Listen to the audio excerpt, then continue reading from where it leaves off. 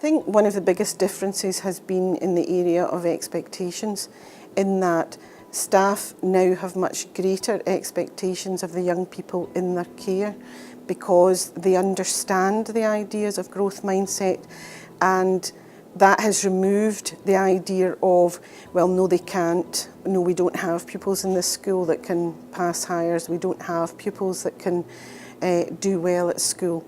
And that has been very important to be challenged.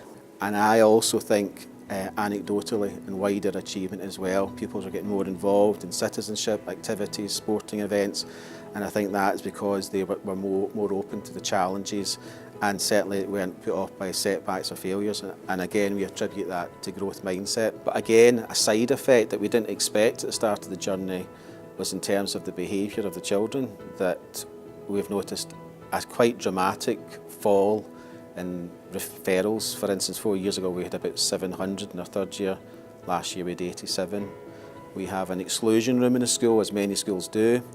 We've actually closed that this year 2 days a week because we don't need it. There's no point in staffing it. So we've actually closed it down. And that indicates better behaviour amongst the pupils. And when you think about it, it's obvious. If you believe that you can get better, that school is going to have an impact, that the learning is going to have an impact, that you can develop your brain, your intelligence, your skills, your attributes, then school is going to offer more possibilities, and it's going to be seen less than if you have a fixed mindset. If you can't improve your maths, if your talents are fixed, then school offers you nothing. So I think, again, I didn't expect that outcome at the start of the journey, but I think it's part of the reason we've had that effect as well. The one that really brought it home to me was standing supervising the lunch queue one day and got a wee tug on the jacket, and a pupil who had caused us huge difficulties and actually has since moved on from the school was saying to us, "Sir, see that growth mindset thing you're always on about?" I was like, "Yes." And he says, "Can you talk to my dad about it?" And I was like, "Yes, your dad interested?"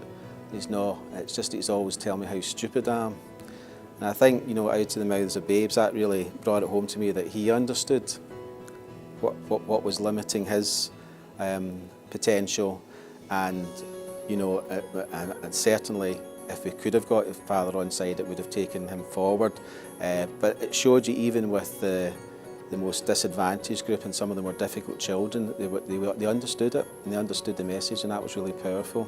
I use growth mindset because it allows me to tell myself that I can do it. There's no limit to me stopping and just saying, just because it's hard like this, that I can't do it. But I use it because it helps me to overcome that barrier, to think if I put in the effort and I put in the work, then I can do it, because everybody can do it. It's just that if you've got that barrier in your brain saying you just can't do it, then you're not going to be able to overcome it and things like that. Sometimes I think about it at home if I'm trying to do something new, or if I'm trying to learn a new piece of music on the piano or something and I'm struggling with it, and I just tell myself that if I keep practicing at it, then I'll manage eventually.